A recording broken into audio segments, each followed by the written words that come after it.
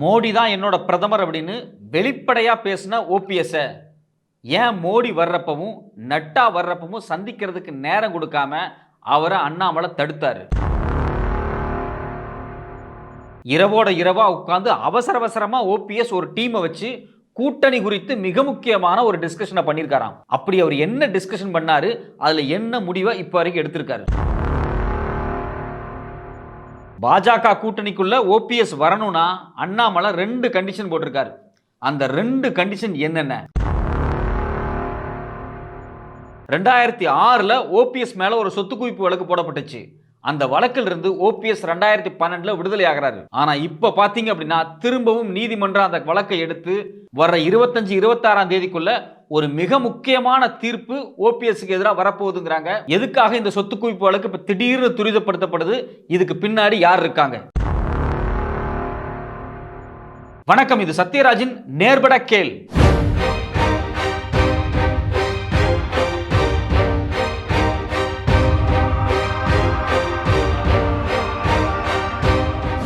இன்னும் சில நாட்களுக்குள்ள தேர்தல் தேதி அறிவிக்க போறாங்க. இந்தியா முழுக்கவே பாத்தீங்க அப்படின்னா கூட்டணிகளை எல்லா கட்சிகளும் ஃப்ரேம் பண்ணிட்டு இருக்காங்க. தமிழ்நாட்டில் பாத்தீங்கன்னா திமுக தலைமையிலான கூட்டணி ஆல்மோஸ்ட் ஃப்ரேம் ஆயிடுச்சு. அது மட்டும் இல்லாம சீட்டு ஒதுக்குறதுல கூட ஒரு விதமான முடிவை எட்டிக்கிட்டு இருக்கு. கடந்த ஒரு வாரமா இந்த சீட் அலோகேஷன்ல ஒரு மிகப்பெரிய இழுபறியா இருந்தது விடுதலை சிறுத்தைகள் கட்சிக்கும் மதிமுகவுக்கும். அந்த 2 கட்சிக்குமே பாத்தீங்க அப்படின்னா சீட்டுகள் நேற்று ஒதுக்கப்பட்டுருச்சு. விசிகாவுக்கு 2 சீட் திமுக ஒதுக்கி இருக்காங்க. அதே சமயத்தில் மதிமுகவுக்கு ஒரு சீட்டு கொடுத்திருக்காங்க. ஒரு வழியா கூட்டணியினுடைய அடுத்தடுத்த சீட்டுகள் முடிவாயிட்டு இருக்கு. இந்த சூழ்நிலையில பாத்தீங்க அப்படின்னா அதிமுக தரப்பில் இருந்து இதுவரைக்கும் தீர்க்கமான எந்த முடிவுமே எடுக்கப்படாம இருக்கு. அதே மாதிரி பாத்தீங்கன்னா பாஜக தன்னுடைய தலைமையில ஒரு பெரிய கூட்டணி அமைச்சரணும், 40 தொகுதிகளில் போட்டியிடணும் அப்படிங்கிற முடிவில் இருக்கக்கூடிய அண்ணாமலை இதுவரைக்கும் கூட்டணியை ஸ்ட்ராங்கா முடிவு பண்ண முடியாம இருக்காரு.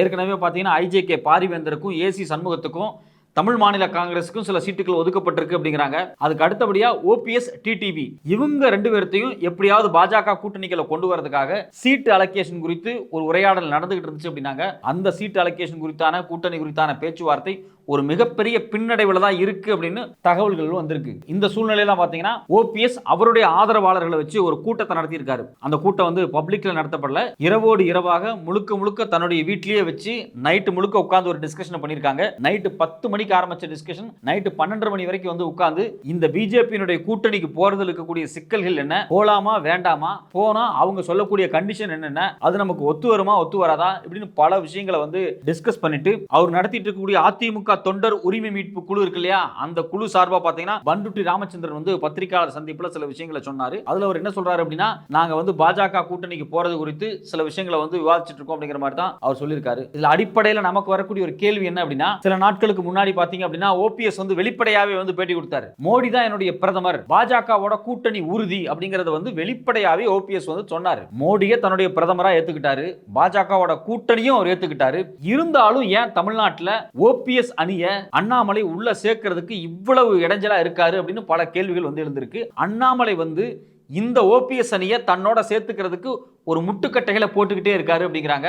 அது என்னென்ன முட்டுக்கட்டைகள் அப்படின்னு சொல்றாங்க அப்படின்னா, அண்ணாமலை வைக்கக்கூடிய மிக முக்கியமான ஒரு கண்டிஷன் என்ன அப்படின்னா, 40 தொகுதிகளில் நம்ம கேண்டிடேட்டை நிறுத்துவோம், அவங்க எந்த கட்சியில இருந்து வேணாலும் வரட்டும், ஆனா பாத்தீங்கன்னா எல்லாரும் தாமரை சின்னத்துல தான் நிக்கணும் அப்படிங்கிற ஒரு பயங்கரமான ஸ்ட்ராட்டஜியை அவர் இறக்கி விட்டுருக்காரு. இதனாலதான் பாத்தீங்க அப்படின்னா அண்ணாமலையினுடைய கூட்டணியில சேர்றதுக்கு யாருமே விருப்பப்படாம எல்லாரும் ஒதுங்கி ஒதுங்கி போயிட்டு இருக்காங்க. இதே தான் பாத்தீங்கன்னா ஓபிஎஸ்க்கு அவர் சொல்லியிருக்காரு, நீங்க வாங்கன்னு சேர்ந்து நிற்போம், எலெக்ஷனை ஃபேஸ் பண்ணுவோம், நம்ம தான் ஜெயிக்க போறோம், ஆனா நீங்க தாமரையில நிக்கணும், தாமரையில நின்னா தான் நம்ம ஜெயிக்க முடியும் அப்படிங்கிறாரு. அண்ணாமலை இப்படி சொல்ற விஷயத்தை அவன் கட்சிக்காரனே நம்ப மாட்டானே, நாம எப்படி நம்புறது அப்படின்னு சொல்லி உள்ள அழுதுகிட்டே ஓபிஎஸ் என்ன சொல்றாரு அப்படின்னா, அப்படி எல்லாம் பண்ண முடியாது அப்படின்னு சொல்லி ஒதுங்கி போயிட்டாரு. ஓபிஎஸ்க்கு இப்போதைக்கு பாத்தீங்கன்னா அதிமுக சின்னத்தை யூஸ் பண்ண கூடாதுன்னு சொல்லிட்டாங்க. அவர் தனியா பாத்தீங்கன்னா ஒரு அதிமுக தொண்டர் உரிமை மீட்பு குழுன்னு ஒரு குழு வச்சிருக்காரு. இது மட்டும் இல்லாம வேற ஏதாவது சின்னத்தை வாங்கி அந்த சின்னத்துல தனியா நிக்கலாங்கிற ஆசை கூட அவருக்கு இருக்கே தவிர பாஜகவினுடைய தாமரை சின்னத்துல நிக்க கூடாதுன்னு அவர் உறுதியா இருக்கிறார். அதனாலதான் பாத்தீங்கன்னா இந்த பேச்சுவார்த்தை பயங்கரமா இழுபறியா இருக்கு. ஆனா அண்ணாமலை ரொம்ப ஸ்ட்ரைட்டா இருக்காரு, நீங்க வாங்க, வந்தா தாமரையில தான் நிக்கணும், தாமரை தான் இனிமேல் அடையாளம், தமிழ்நாடு முழுக்க தாமரை தனித்து நிக்கும், நீங்க எங்களோட கூட்டணியில தான் நிக்கணும், தமிழ்நாட்டோட பட்டி தொட்டி எல்லா பக்கம் தாமரை கொண்டு நம்ம சேர்த்துறோம் அப்படிங்கிறாரு. ஒரு வகையில பார்த்தா இது அவருடைய கட்சி, அவர் கொண்டு சேர்த்துறது அவருக்கு பலம் அப்படின்னு தான் நம்ம நினைக்க தோணுது. ஆனா மேலிடத்துல இருந்து சில ஆர்டர்ஸ் வந்திருக்கான். அந்த மேலிட ஆர்டர் என்ன சொல்லுது அப்படின்னா, எப்படியாவது 40 தொகுதிகளுக்கும் நீங்க தாமரை சின்னத்துல ஆளை இறக்கிறீங்க, எல்லா பூத்துலயும் நம்ம தாமரை சின்னம் இருக்கணும், அதுலயும் குறிப்பா குறிப்பா அந்த ஓட்டிங் மிஷின்ல முதல்ல மேல தாமரை இருக்கணும். அப்படி தாமரை இருந்தா தான் சில ஸ்ட்ராட்டஜியை நம்ம பண்ண முடியும் அப்படின்னு சொல்லி மேலிடத்துல இருந்து சில உத்தரவுகள் வந்திருக்கிறதாக சொல்றாங்க. ஏன் இப்படி சொல்றாங்கன்னா அண்ணாமலைக்கு தெளிவாவே தெரியும். நீங்க வந்து கட்சியில் ஆள் இருக்காங்களா, பூத் கமிட்டிக்கு ஆள் இருக்காங்களா, கேண்டிடேட் இருக்காங்கறத பத்தி எல்லாம் யோசிக்காதீங்க. எப்படியாவது தாமரை சின்னத்தை இவிஎம் மெஷின்குள்ள கொண்டு வந்துருங்க, மீதி வெற்றியை நாங்க பாத்துக்கிறோம் அப்படிங்கிற மாதிரி தான் சென்ட்ரல்ல இருந்து வந்த ஆர்டரை வச்சு அண்ணாமலை ரொம்ப ரொம்ப குஷியா இருக்காரு. இதைத்தான் பார்த்தீங்கன்னா ஓபிஎஸ்க்கு பல தடவை அவர் கம்யூனிகேட் பண்ண முயற்சி பண்றாரு. தயவு செஞ்சு நீங்க வந்து தாமரை சின்னத்தில் நில்லுங்க, கண்டிப்பா ஜெயிச்சிடலாம் அப்படிங்கிறார். அவர் எப்படி ஜெயிப்பாரு, இதுக்கான ஸ்ட்ராட்டஜி என்ன, மத்தியில இருந்து என்ன சொல்லியிருக்காங்க இப்படிங்கிறது எல்லாத்தையும் அவர் வெளிப்படையா சொல்லல. ஆனா எப்படியாவது தாமரை சின்னத்தில் நிக்க வைங்க, நம்ம தான் ஜெயிப்போம் திரும்ப திரும்ப சொல்றாரு. ஆனா இதை ஓபிஎஸ் நம்புற மாதிரி இல்ல. ஓபிஎஸ் தெளிவா என்ன சொல்றாருன்னா, உன் சின்னத்தை நான் ஏன் வளர்க்கணும் அப்படின்னு சொல்லிட்டு தனக்குன்னு ஒரு தனி சின்னம் ரெடி ஆகுமா அப்படிங்கிற மைண்ட் செட்டப்ல இருக்காரு. இது மட்டும் இல்லாம இதே சேம் பிரச்சனை தான் பாத்தீங்கன்னா அண்ணாமலைக்கும் டிடிவிக்கு இடையில ஓடிட்டு இருக்கு. ஏன்னா டிடிவி வந்து இதே தான் சொல்றாரு, தாமரையில எல்லாம் நிக்க முடியாது, குக்கர் ஏற்கனவே நமக்கு இருக்கு, ஆனா உங்க சின்னத்துக்கு வரமாட்டோம் அப்படின்னு அவரும் தெளிவா சொல்றாரு. அண்ணாமலையால் அவங்கள உள்ள இழுக்க முடியல.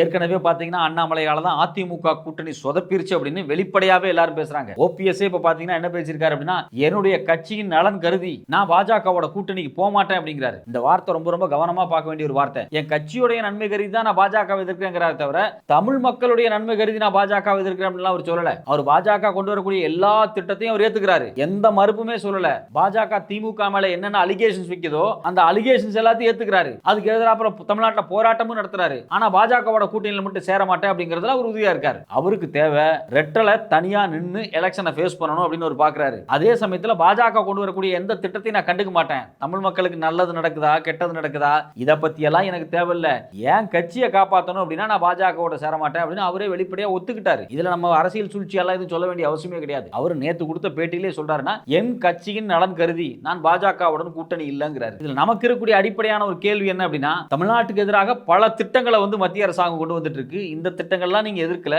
நீங்க தமிழ்நாட்டின் நலன் கருதி மோடி அரசாங்கத்தை எதிர்ப்பீங்களா இல்லையா அப்படிங்கறதா நம்மளோட கேள்வி. அதுக்கு இபிஎஸ் தரப்புல இருந்து எந்த பதிலும் வராது அப்படிங்கறதா யதார்த்தமான உண்மையா இருக்கு. இது மட்டும் இல்லாம இபிஎஸ்க்கு அண்ணாமலை மேல இருக்கக்கூடிய இன்னொரு பெரிய காண்டி என்ன அப்படின்னா, அண்ணாமலை அதிமுகவுக்கு போட்ட ஒரு சிறப்பான ஒரு கண்டிஷன். அதுல அவர் என்ன சொல்லியிருக்காரு அப்படின்னா, 26 எலெக்ஷன்ல நான் தான் சிஎம் கேண்டிடேட், அதை நீங்க டிக்ளேர் பண்ணணும். நீங்க எவ்வளவு எம்எல்ஏ வேணாலும் நிறுத்த வச்சுங்க, அதெல்லாம் ரெண்டாவது விஷயம். ஆனா சிஎம் கேண்டிடேட்டா நான் தான், ஏன்னா இங்க வரப்போறது பிஜேபி கூட்டணி தான், நீங்க பிஜேபி கூட்டணிலாம் இருக்க போறீங்க, நாங்க அதிமுக கூட்டணிக்கெல்லாம் வரல, நீங்க பிஜேபி கூட்டணிக்கு வந்திருக்கீங்க, இதனுடைய சிஎம் கேண்டிடேட் நான் தான் அப்படின்னு வந்து நீங்க டிக்ளேர் பண்ண சொன்ன உடனே இபிஎஸ் கடுப்பாயிட்டாரு. தம்பி நீங்க இப்ப அரசியலுக்கு வந்தீங்க, நீங்க பிறந்தப்பவே நான் எம்எல்ஏ, ஏற்கனவே நான் 5 வருஷம் முதலமைச்சரா இருந்திருக்கேன், இப்ப வந்து ஏதோ நீங்க சிஎம் உங்களுக்கு நான் வேலை செய்யணும் சொல்றீங்களே, எங்களுக்கு ஏற்கனவே ரெட்டலைன்னு ஒரு சின்னம் இருக்கு, உங்களுடைய தாமரை அப்படிங்கிற சின்னமே இப்பதான் தமிழ்நாட்டில் கொஞ்சம் கொஞ்சம் அங்கங்க தெரியுது, எங்க சின்னம் 1970ல இருந்து இங்க ஆக்டிவா இருக்கு, நீங்க என்ன கீழே உட்கார வச்சு நீங்க சிஎம் ஆகலான்னு பாக்குறீங்களா, இதெல்லாம் ஏத்துக்க முடியாது. நீங்க வேணா என் கூட வந்து சேருங்க, என் கட்சிக்காரன் ரெட்டலை சின்னத்துல தான் நிற்பான், நீங்க வேணா தாமரையில நின்னுக்குங்க,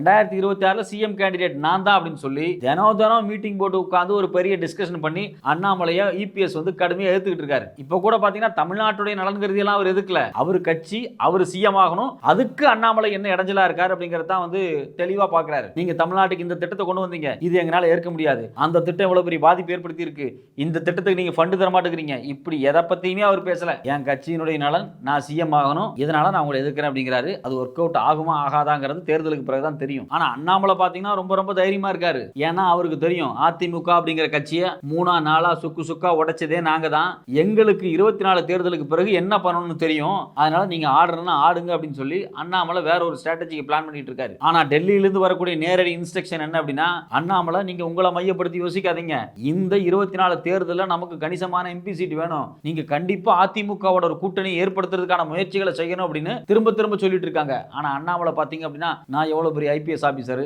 நான் எவ்வளவு பேர்த்த பார்த்திருப்பேன், என்கிட்ட வந்து எடப்பாடி ரொம்ப சீன் போடுறாரு, நான் ஒரு கை பார்க்கணும் அப்படிங்கிற மாதிரி ஆட்டிடியூட்ல இருக்காரு. ஆனா மோடி அமித்ஷாவும் பாத்தீங்கன்னா எப்படியாவது அதிமுக இங்க வந்தா தான் நமக்கு ஒரு 4 எம்பியாவது தேரும் அப்படிங்கிற ஸ்ட்ராட்டஜியில உட்கார்ந்திருக்காங்க. அதனாலதான் பாத்தீங்கன்னா ரீசெண்டா மோடி தமிழ்நாட்டுக்கு வந்தப்ப கூட மேடையில எம்ஜிஆர் பத்தியும் ஜெயலலிதாவை பத்தியும் புகழ்ந்தெல்லாம் பேசினார். ஆனா அதே சமயத்துல பாத்தீங்கன்னா அதிமுகவை பத்தியும் எடப்பாடி பத்தியும் வாயே திறக்கல. இது மட்டும் இல்லாம அந்த மேடையில எப்படியாவது மேடை ஏறிடும் நினைச்சார் இல்லையா ஓபிஎஸ், அவரையும் ஏற விடல. ஓபிஎஸ் வந்து எப்படியாவது மோடியை சந்திச்சிடணும், நட்டாவை சந்திச்சு சில விஷயங்களை பேசிடணும் அப்படின்னு முயற்சி எல்லாம் பண்ணாரு.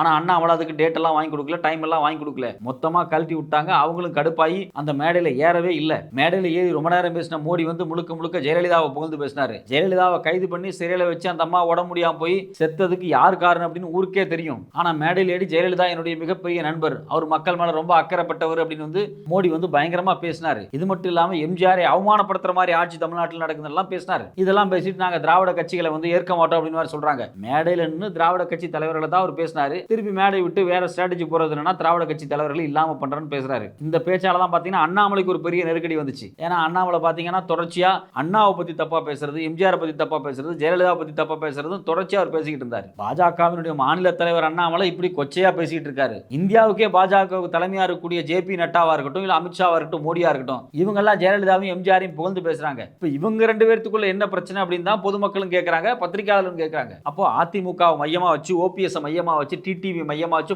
பல குழப்பங்கள் வந்து அண்ணாமலையால உருவாக்கப்பட்டிருக்கு. எல்லாமே பாத்தீங்கன்னா பிச்சு பிச்சு போடப்பட்டிருக்கு. இதெல்லாம் ஒன்னு சேர்க்கப்படுமா படாதா அப்படிங்கிறது ஒரு $1 மில்லியன் கேள்வியா இருக்கு. இந்த சூழ்நிலையில தான் பாத்தீங்க அப்படின்னா ஓபிஎஸ் வந்து நேற்று அவசர அவசரமா ஒரு கூட்டம் போட்டு ரொம்ப டீடைலா உட்கார்ந்து டிஸ்கஸ் பண்ணி பிஜேபியோட ஒரு பேச்சுவார்த்தை ஏற்படுத்துறதுக்காக ஒரு டீம் ரெடி பண்ணிருக்காரு. அந்த டீம்ல யார் யார் இருக்காங்கன்னா வைத்திலிங்கம் இருக்காரு, கிருஷ்ணன் இருக்காங்க, மனோ பாண்டியன் இருக்காரு, பிரபாகர் இருக்காரு, தர்மர் இருக்காரு, புகழேந்தி மற்றும் மருது அழகராஜா, இவங்க எல்லாருமே ஒரு டீமா உட்கார்ந்து இருக்காங்க. இந்த டீம் தான் பாத்தீங்க அப்படின்னா ஓபிஎஸ் சார்பா நேரா போய் அண்ணாமலை உட்கார்ந்து பேச போற டீம் அப்படிங்கிறாங்க. இந்த டீம் போய் பேசினதுக்கு பிறகுதான் அண்ணாமலை என்ன பண்ண போறாரு, அடுத்தடுத்து என்ன முடிவெடுக்க போறாரு அப்படின்னு வந்து தெரியும். அண்ணாமலை தாமரை தான் முக்கியம் அப்படின்னு நினைச்சாருன்னா ஓபிஎஸும் டிடிவியும் கண்டிப்பா அவரோட சேர்றதுக்கு எந்த வாய்ப்புமே இல்லை. அதே மாதிரி அண்ணாமலை ஒரு சில அஜெண்டா வச்சிருக்காரு. கடைசி நேரத்திலேயாவது அதிமுக நம்மளோட சேர்ந்துருச்சுன்னா ஒரு வெற்றிகரமா எலெக்ஷனை ஃபேஸ் பண்ணலாம் அப்படிங்கிற முடிவெல்லாம் இருக்கு. அப்படி அதிமுக எடப்பாடி திடீர்னு இணைஞ்சு வந்துட்டாங்க அப்படின்னா கூட ஓபிஎஸ்ஸையும் டிடிவியும் வச்சிருக்க முடியாது, அது ஒரு பெரிய பிரச்சனையாகும் அப்படிங்கிறதுக்காகவே எப்படியாவது இவங்களை தள்ளியே வச்சிருவோம், பட்டும் படாமையே வச்சிருவோம் அப்படின்னு சொல்லி பல குழப்பமான ஸ்ட்ராட்டஜியை பயன்படுத்திட்டு இருக்காரு. இந்த ஸ்ட்ராட்டஜி எல்லாம் ஒர்க் அவுட் ஆகுமா ஆகாதா அப்படின்னு இந்த வாரத்தில் தெரிஞ்சிடும். இந்த சூழ்நிலையில தான் பாத்தீங்க அப்படின்னா ஓபிஎஸ்க்கு ஒரு மிகப்பெரிய செக் வைக்கிற மாதிரி ஓபிஎஸ்னுடைய பழைய சொத்து குவிப்பு வழக்கு வந்து இப்ப விசாரணைக்கு வந்திருக்கு. 2001 இருந்து 2006 இந்த காலகட்டத்தில் வந்து ஓபிஎஸ் வந்து வருவாய்த்துறை அமைச்சராக இருந்தார். அந்த காலகட்டத்தில் பாத்தீங்க அப்படின்னா அவருடைய மொத்த வருவாய்க்கு அதிகமாக 1.77 கோடி சொத்து அதிகமாக சேர்த்திருக்காரு அப்படின்னு சொல்லி 2006 அவர் மேல வந்து ஒரு வழக்கு போடப்பட்டுச்சு. இந்த வழக்கை யாரு போட்டாங்க அப்படின்னா அன்னைக்கு திமுக ஆட்சிக்கு வந்ததுக்கு பிறகு லஞ்ச ஒழிப்புத்துறையே நேரடியாக அந்த வழக்கு போட்டுச்சு. இந்த வழக்கு பார்த்தீங்கன்னா ஒரு பெரிய இழுபறியாவே இருந்துச்சு. பிறகு 2011 அதிமுக அரசாங்கம் வந்ததுக்கு பிறகு 2012 வருஷம் தமிழ்நாடு லஞ்ச ஒழிப்புத்துறையே இந்த வழக்கு வந்து திருப்பி பெற்றுச்சு. இது மட்டும் இல்லாமல் 2012 ஓபிஎஸ் வந்து இந்த வழக்கிலிருந்து விடுவிக்கப்பட்டார். அந்த வழக்கை தான் பார்த்தீங்க அப்படின்னா இப்போ ரீசெண்டாக சென்னை உயர்நீதிமன்றம் வந்து விசாரணைக்கு எடுத்திருக்காங்க. இந்த வழக்கு மட்டும் கிடையாது, திமுக அமைச்சர்கள் மேலே இருக்கக்கூடிய வழக்கையும் ஒன்றுனா தொடர்ச்சியாக விசாரணைக்கு எடுத்துகிட்டு வர்றாங்க. கோர்ட்டே பார்த்தீங்கன்னா சோமோட்டை போட்டு இந்த வழக்குகளை எடுத்து விசாரிச்சுட்டு வர்றாங்க. இந்த வழக்குகளில் அதிமுக சார்பாக இருக்கக்கூடியது யாருன்னு பார்த்தீங்கன்னா ஓபிஎஸும் வளர்மதியும் தான். இந்த ஓபிஎஸ் மேலே இருக்கக்கூடிய இந்த சொத்து குவிப்பு வழக்கு இருக்கு இல்லையா, இந்த சொத்து குவிப்பு வழக்கு குறித்தான மிக முக்கியமான ஒரு தீர்ப்பை வர மார்ச் 25-26 வரப்போகுதான். இது ஓபிஎஸ்க்கு ஒரு மிகப்பெரிய நெருக்கடியா மாறலாம் அப்படிங்கிற கருத்து தான் முன்வைக்கிறாங்க. ஏற்கனவே பார்த்தீங்கன்னா அண்ணாமலை சொல்ற பேச்சை ஓபிஎஸ் கேட்க மாட்டேங்கிறாரு. இது மட்டும் இல்லாமல் டிடிவியும் சட்டம் பண்ண மாட்டேங்கிறாரு. ஏற்கனவே திமுகவை டார்கெட் பண்றதுக்காக செந்தில் பாலாஜியை வந்து உள்ள அனுப்பிச்சாங்க. மட்டும் இல்லாமல் கேகேஎஸ்எஸ்ஆர் மேலே இருக்கக்கூடிய வழக்காக இருக்கட்டும், இல்லை தங்கம் தென்னரசு மேலே இருக்கக்கூடிய சில வழக்குகளாக இருக்கட்டும், பொன்முடி மீதான வழக்குகளாக இருக்கட்டும், இப்படி ஒன்னொன்னா விசாரணைக்கு எடுத்து அண்ணாமலை மூலியமாகவும் ஹைகோர்ட் மூலியமாகவும் ஒரு மிகப்பெரிய ப்ரெஷர் வந்து திமுகவுக்கு வந்துகிட்டு இருக்குது. இந்த சூழ்நிலை தான் பார்த்தீங்கன்னா ஹைகோர்ட்டே வந்து சோமோட்டோ போட்டு ஓபிஎஸ் வழக்கையும் வளர்மதி அவர்களுடைய வழக்கையும் எடுத்திருக்காங்க. இந்த வழக்கில் தீர்ப்பு எப்படி வரும் அப்படிங்கிறத பொறுத்து தான் அண்ணாமலை ஓபிஎஸ்ட்டை ரியாக்ட் பண்ணுற விஷயமே நடக்க போகுது. அண்ணாமலை சொல்கிறத ஓபிஎஸ் கேட்கல அப்படின்னா இந்த வழக்கை மையமாக வச்சு ஓபிஎஸ் டீமுக்கு ஒரு மிகப்பெரிய குடைச்சல் கொடுக்கறதுக்கான வேலை நடக்கும். இது கண்டிப்பாக இந்த தேர்தல் கூட்டணியில் எதிரொலிக்கும் அப்படின்னு சொல்கிறாங்க. இதில் என்ன நடக்க போகுது அப்படிங்கிறது வர மார்ச் 25-26 தான் நமக்கு தெரியும். ஏன்னா இந்த வழக்கு குறித்து அண்ணாமலைக்கு ஒரு மிகப்பெரிய அஜெண்டா இருக்கிறதாக சொல்லப்படுது. அந்த அஜெண்டா என்ன, இது கூட்டணியில் எப்படி எதிரொலிக்க போகுது அப்படிங்கிறதா நம்மளுடைய மிக முக்கியமான ஒரு கேள்வி.